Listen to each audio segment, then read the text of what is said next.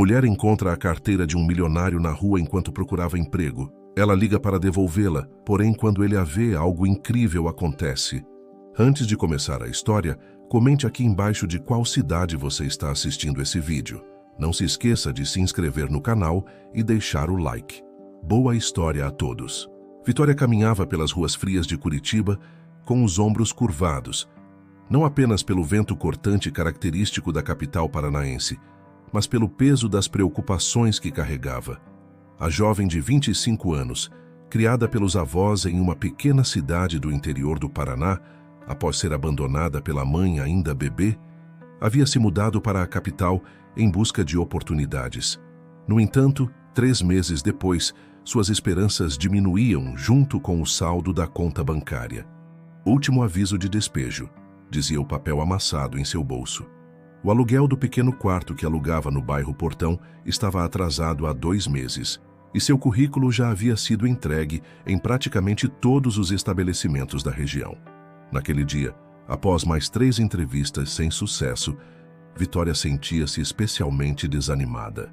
Se ao menos tivesse alguém com quem contar, pensou, lembrando-se dos avós que haviam partido há 2 anos, deixando apenas algumas economias que já haviam se esgotado. Foi quando, ao se abaixar para amarrar o cadarço do tênis surrado, algo chamou sua atenção. Uma carteira de couro fino caída próxima a um poste. Seu coração acelerou ao abri-la. Havia uma quantidade considerável de dinheiro, o suficiente para pagar seu aluguel atrasado e ainda ter uma folga por alguns meses. Mas também havia documentos, cartões de crédito e um cartão de visitas elegante. Rodrigo Mendonça, CEO, Mendonça Tech Solutions. Vitória conhecia aquele nome. Rodrigo Mendonça era um empresário famoso do setor de tecnologia, frequentemente mencionado em notícias sobre inovação e empreendedorismo. Sua empresa era uma das maiores do país no desenvolvimento de softwares. Por um breve momento, a tentação de ficar com o dinheiro foi avassaladora. Ninguém saberia, uma voz em sua mente argumentou, e ele certamente não sentiria falta desta quantia. No entanto, outra parte dela, moldada pelos valores transmitidos por seus avós, falou mais alto. Não era assim que haviam lhe ensinado a agir. Com as mãos trêmulas, Vitória pegou seu celular com a bateria quase no fim e discou o número no cartão. Escritório do Sr. Mendonça, boa tarde. Atendeu uma voz feminina e profissional. Boa tarde, eu encontrei a carteira do senhor Mendonça na rua e gostaria de devolvê-la, explicou Vitória, sentindo-se estranhamente nervosa. Houve um momento de silêncio, como se a secretária estivesse surpresa. A senhora poderia aguardar um momento, por favor? Segundos depois, uma voz masculina e grave surgiu do outro lado da linha. Alô? Aqui é Rodrigo Mendonça. Você encontrou minha carteira? Sim, senhor. Está com todos os documentos e... Ela hesitou. E o dinheiro também. Outra pausa. Isso é incomum hoje em dia. Qual seu nome? Vitória Silva, senhor. Bem, Vitória, eu gostaria de agradecer pessoalmente. Poderia vir ao meu escritório agora? Enviarei um motorista para buscá-la se me disser onde está. 40 minutos depois, Vitória se encontrava no 28º andar de um dos edifícios mais imponentes do centro de Curitiba. Vestida com sua melhor roupa, uma calça jeans sem rasgos e uma blusa branca simples, ela se sentia completamente deslocada naquele ambiente de vidro, metal e pessoas bem vestidas. A recepcionista, impecável em seu terno azul marinho, conduziu-a por um corredor até uma ampla sala de reuniões com vista panorâmica para a cidade. Lá dentro, de costas para a porta e observando a vista, estava um homem alto, de ombros largos, em um terno perfeitamente ajustado. Senhor Mendonça, a senhorita Silva está aqui, anunciou a recepcionista antes de se retirar. O homem se virou e Vitória viu um rosto de traços fortes, olhos castanhos profundos e expressão séria, emoldurados por cabelos negros com leves fios grisalhos nas têmporas. Apesar de sua aparência imponente, havia algo em seus olhos, uma tristeza, talvez, que a surpreendeu. Então você é a pessoa honesta que encontrou minha carteira, disse Rodrigo, com um meio sorriso que não alcançava seus olhos. Por favor, sente-se. Vitória obedeceu, colocando cuidadosamente a carteira sobre a mesa de vidro entre eles. Verificou o conteúdo? Perguntou ele, sem tocar no objeto. Apenas para encontrar alguma identificação, respondeu ela, desconfortável. Há dinheiro suficiente aqui para resolver muitos problemas, imagino, completou Rodrigo, estudando-a com intensidade. E ainda assim você escolheu devolvê-la. Por quê? A pergunta a pegou de surpresa. Porque não era meu, respondeu simplesmente. Rodrigo a observou por alguns instantes antes de assentir, como se tivesse confirmado algo importante para si mesmo. Abriu a carteira, retirou algumas notas e estendeu para ela. Uma recompensa pela sua honestidade, explicou. Vitória hesitou. O dinheiro resolveria seu problema imediato com o aluguel, mas algo na situação a incomodava. Não fiz isso esperando recompensa, senhor. E isso só torna você ainda mais merecedora, insistiu ele. Aceite, por favor. Relutante, ela pegou o dinheiro e o guardou na bolsa gasta que carregava. Um silêncio constrangedor pairou na sala, até que Rodrigo o quebrou com uma pergunta inesperada. Está empregada atualmente, senhorita Silva? Vitória sentiu as bochechas corarem. Estou procurando trabalho, na verdade. Vim do interior há alguns meses e tem sido difícil. Algo no olhar de Rodrigo mudou, como se uma ideia súbita o tivesse atingido. Ele se levantou abruptamente e caminhou até a janela. Tenho um filho, disse ele, olhando para a cidade lá embaixo. Lucas, 5 anos. Desde que minha esposa Carolina nos deixou há 2 anos, ele não tem sido o mesmo. Vitória permaneceu em silêncio, surpresa pela mudança de assunto e pela súbita confidência. Um acidente de helicóptero, continuou ele, sua voz quase um sussurro. Estávamos voltando de nossa casa de campo. Eu deveria estar naquele voo, mas fiquei para resolver uma emergência de trabalho. Ele fez uma pausa. Lucas estava com febre e ficou comigo. Ele viu o noticiário antes que eu pudesse impedir. Sinto muito, murmurou Vitória, genuinamente comovida. Rodrigo se virou para encará-la novamente. Lucas era uma criança alegre, falante. Agora quase não fala.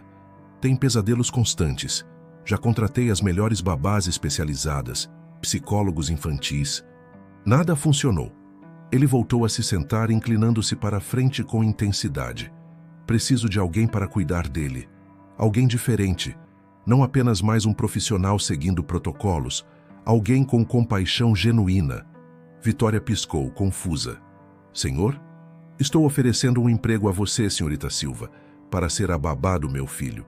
A proposta era tão inesperada que por um momento Vitória pensou não ter ouvido corretamente. Mas o senhor não me conhece. Não tenho experiência com crianças além de alguns trabalhos como voluntária em uma creche comunitária no interior. Você poderia ter ficado com minha carteira, com todo aquele dinheiro, e ninguém jamais saberia. Isso me diz mais sobre seu caráter do que qualquer currículo ou referência. Ele mencionou um salário que fez Vitória engolir em seco. Era mais do que ela jamais sonhara ganhar. O trabalho inclui moradia na minha casa, continuou ele. É uma posição em tempo integral, com folgas aos domingos. Você teria seu próprio quarto e banheiro, todas as refeições inclusas. A oferta parecia boa demais para ser verdade. Por que eu? Perguntou Vitória, ainda atordoada. Rodrigo sorriu, desta vez com um toque de melancolia. Às vezes, senhorita Silva, encontramos as pessoas certas nos momentos mais inesperados. Confio nos meus instintos. Eles construíram meu império. Vitória pensou em seu quarto minúsculo prestes a ser despejada, nas inúmeras portas fechadas nas entrevistas de emprego, nas noites em que foi dormir com fome para economizar dinheiro. E então, pensou no menino de 5 anos, sozinho em sua dor apesar de toda a riqueza ao seu redor. Quando eu começaria? Perguntou finalmente. Hoje mesmo, se possível. Posso enviar alguém para buscar seus pertences enquanto conhece a casa e Lucas. 2 horas depois, Vitória estava diante de uma mansão imponente no bairro mais exclusivo de Curitiba. Com jardins impecáveis e arquitetura moderna de linhas limpas, a residência dos Mendonça era tão intimidadora quanto seu proprietário. Este é seu quarto, explicou Dona Marta, a governanta de cabelos grisalhos que trabalhava para os Mendonça há mais de 20 anos. O quarto do Lucas fica no final do corredor. O Sr. Rodrigo ocupa a suíte principal no andar de cima. Vitória observou o ambiente com assombro. Maior que todo o apartamento onde crescera com os avós, o quarto tinha uma cama king size, uma pequena sala de estar com sofá e televisão, banheiro privativo e um closet que poderia acomodar 10 vezes as poucas roupas que possuía. "Onde está Lucas?" perguntou, colocando sua mochila gasta sobre a poltrona de veludo. "No jardim dos fundos com Joana, a babá atual. Ela sairá amanhã", respondeu Dona Marta, acrescentando em tom mais baixo. "Não se surpreenda se ele não falar com você. Ele raramente fala com alguém." Quando Vitória chegou ao jardim, viu um menino pequeno e magro sentado sozinho em um balanço, observando o vazio. Seus cabelos escuros, como os do pai, caíam sobre os olhos. Ao lado, em um banco, uma mulher de meia idade consultava impacientemente o relógio. "Você deve ser a nova", disse a mulher ao notar Vitória. "Boa sorte. Ele não come direito, não fala, tem pesadelos toda noite. Uma criança difícil." Vitória sentiu uma pontada de irritação, com o tom desprovido de empatia. "Obrigada pela informação. Posso ficar sozinha com ele agora?" Quando a mulher se afastou, Vitória se aproximou cautelosamente e sentou-se no balanço ao lado. Por alguns minutos, ficou em silêncio, apenas balançando-se suavemente. "Olá, Lucas." "Meu nome é Vitória", disse finalmente em voz baixa. Não esperava resposta e não recebeu nenhuma. "Sabe, quando eu tinha mais ou menos a sua idade, minha mãe também foi embora. Não da mesma forma que a sua, mas ela me deixou com meus avós e nunca mais voltou." Lucas continuou olhando para o chão, mas Vitória percebeu uma leve mudança em sua postura, como se estivesse escutando. "Eu tinha pesadelos também. Sonhava que estava perdida em uma floresta escura, chamando por alguém que nunca vinha", continuou ela, balançando-se levemente. "Minha avó dizia que os sonhos ruins são como monstros. Parecem assustadores, mas na verdade têm medo da luz." De repente, o menino levantou os olhos para ela. Olhos castanhos, idênticos aos do pai, mas cheios de uma tristeza profunda demais para uma criança.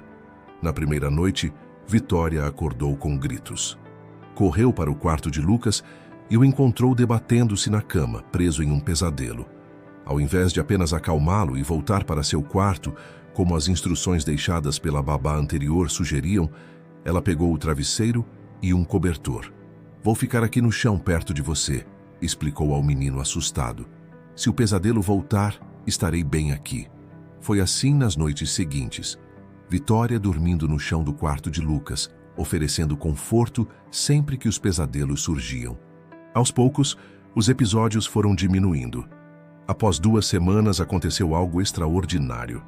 Durante o café da manhã, quando Vitória colocou um prato de panquecas com formato de animais na frente do menino, ele olhou para ela e murmurou: "Obrigado." Dona Marta, que estava colocando suco na mesa, quase derrubou a jarra de susto. Rodrigo, que raramente estava presente nas refeições devido ao trabalho intenso, começou a fazer esforços para chegar mais cedo. Observava de longe a interação entre Vitória e seu filho, notando as pequenas mudanças. Lucas começava a falar mais. Seus olhos ocasionalmente brilhavam com curiosidade infantil e os pesadelos estavam cada vez mais raros. "Como você conseguiu?", perguntou ele uma noite quando encontrou Vitória na biblioteca da casa após Lucas adormecer. "Os melhores especialistas de Curitiba tentaram por 2 anos." Vitória fechou o livro que estava lendo e refletiu antes de responder. "Talvez porque não tentei consertar ele. Apenas mostrei que entendo sua dor, porque também já senti algo parecido." Rodrigo a encarou por um longo momento. "Você está transformando esta casa", disse finalmente.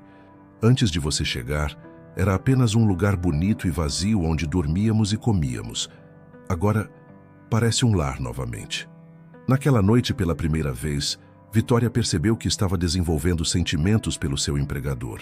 A realização a assustou. Não apenas pela diferença social abismal entre eles, mas porque temia que qualquer complicação pudesse prejudicar o progresso que Lucas havia feito. O que ela não sabia era que Rodrigo também lutava contra sentimentos semelhantes. Para um homem acostumado a controlar todas as variáveis em sua vida, a presença de Vitória representava um fator imprevisível que simultaneamente o atraía e o assustava. "Pai, posso ir ao parque com a Vitória hoje?" A pergunta de Lucas durante o café da manhã 3 meses após a chegada de Vitória à mansão, fez Rodrigo congelar com a xícara a meio caminho da boca. Não era apenas o pedido em si, era a naturalidade com que seu filho, antes quase mudo, agora se expressava.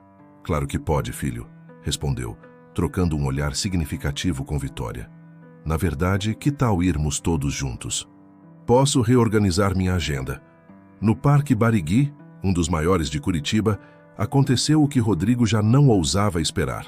Ao ver um cachorro correndo atrás de uma bola, Lucas soltou uma risada aberta e cristalina, a primeira desde a partida de Carolina. O som atingiu Rodrigo como uma onda física, fazendo seus olhos marejarem. Enquanto observava Lucas correr pela grama, Rodrigo sentiu a mão de Vitória tocar levemente seu braço. "Você está chorando", disse ela suavemente. "Estou?" Ele tocou o próprio rosto, surpreso ao sentir a umidade. "Eu não chorava desde o funeral."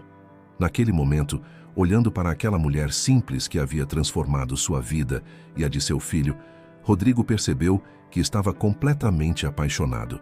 A realização veio acompanhada de medo, não das diferenças sociais, que para ele já não significavam nada, mas do risco de perder a estabilidade que Lucas finalmente havia encontrado, caso algo desse errado entre eles. Na semana seguinte, Dona Marta encontrou Rodrigo no escritório de sua casa, distraído olhando pela janela em vez de trabalhar. "O senhor está diferente", comentou a governanta que o conhecia desde menino. "Parece o Rodrigo de antes da tragédia." "Estou pensando em convidar Vitória para jantar", confessou ele. Dona Marta sorriu. Já estava na hora. E se ela recusar? E se ela só estiver aqui pelo trabalho? E se a diferença entre nossas vidas for grande demais? E se o senhor deixar a felicidade escapar por não tentar? Rebateu a senhora. Além disso, não é o senhor que sempre diz que os maiores riscos trazem as maiores recompensas? No dia seguinte, Rodrigo convidou Vitória para jantar em um dos restaurantes mais elegantes de Curitiba. Para sua surpresa, ela fez um pedido inusitado. "Podemos ir a outro lugar? Conheço uma barraquinha de cachorro-quente perto do Jardim Botânico, que é maravilhosa." Assim, o poderoso empresário Rodrigo Mendonça se viu sentado em um banco de praça, comendo cachorro-quente e tomando refrigerante, vestindo um terno de grife que valia mais que o carrinho de lanches inteiro. "Este é o melhor cachorro-quente que já comi", admitiu ele sorrindo. "Às vezes as coisas mais simples são as melhores", respondeu Vitória, observando-o com carinho. "Você se diverte mais aqui do que naqueles restaurantes caros, onde todos ficam te observando, não é?" Foi ali, sob as luzes coloridas do carrinho de lanches, que eles finalmente admitiram seus sentimentos um pelo outro. O primeiro beijo veio naturalmente, selando uma conexão que havia crescido silenciosamente nos últimos meses. Nas semanas seguintes, o relacionamento floresceu. Vitória, ainda insegura sobre seu lugar naquele mundo de riqueza, sugeriu que apresentaria Rodrigo e Lucas à pequena fazenda no interior onde havia crescido com os avós. A simplicidade do lugar, com sua casa modesta, pomar carregado de frutas e vista para montanhas cobertas de araucárias, encantou Rodrigo. Pela primeira vez em anos, ele se sentiu completamente em paz. Lucas, por sua vez, correu livremente pelos campos, brincou com os animais e se empanturrou de goiabas colhidas diretamente do pé. "Acho que nunca vi meu filho tão feliz", comentou Rodrigo na varanda, enquanto observavam o pôr do sol. "Esta viagem me fez perceber que passei anos construindo uma fortuna, mas esqueci de construir uma vida." 3 meses depois, sob um céu estrelado na mesma fazenda agora restaurada, Rodrigo e Vitória se casaram em uma cerimônia íntima. Lucas, radiante em seu pequeno terno, carregou as alianças e foi o primeiro a abraçar Vitória após os votos, chamando-a de "nossa família" em seu discurso improvisado. A vida na mansão em Curitiba mudou completamente. Os cômodos antes frios e impessoais ganharam cores, risos e a energia renovada de uma família genuína. Rodrigo passou a trabalhar menos e estar mais presente.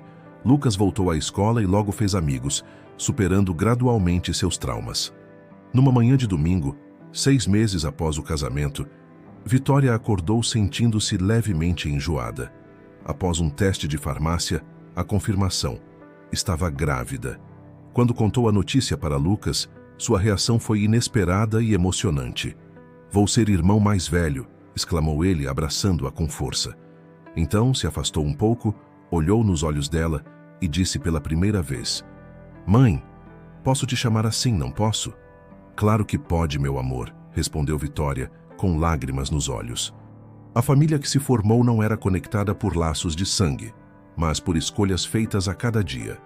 Escolhas de honestidade, coragem e amor incondicional. Da carteira perdida em uma calçada de Curitiba, nasceu uma chance para 3 almas feridas encontrarem cura e felicidade juntas. E pensar que tudo poderia ter sido diferente se Vitória tivesse simplesmente guardado a carteira e seguido seu caminho. Muito obrigado por acompanhar esta jornada emocionante. Esperamos que a história de Vitória, Rodrigo e o pequeno Lucas tenha tocado seu coração. Se você se emocionou com essa narrativa de superação, amor e segundas chances, não se esqueça de deixar seu gostei no vídeo e se inscrever no canal para não perder nossas próximas histórias. Todos os dias trazemos novas narrativas que vão do drama ao romance, da superação à realização de sonhos. E você, já passou por alguma situação em que um pequeno gesto de honestidade mudou completamente seu destino? Compartilhe conosco nos comentários. Lembre-se, às vezes é nas decisões mais simples que encontramos os maiores tesouros da vida. Voltamos amanhã com mais uma história que vai aquecer seu coração.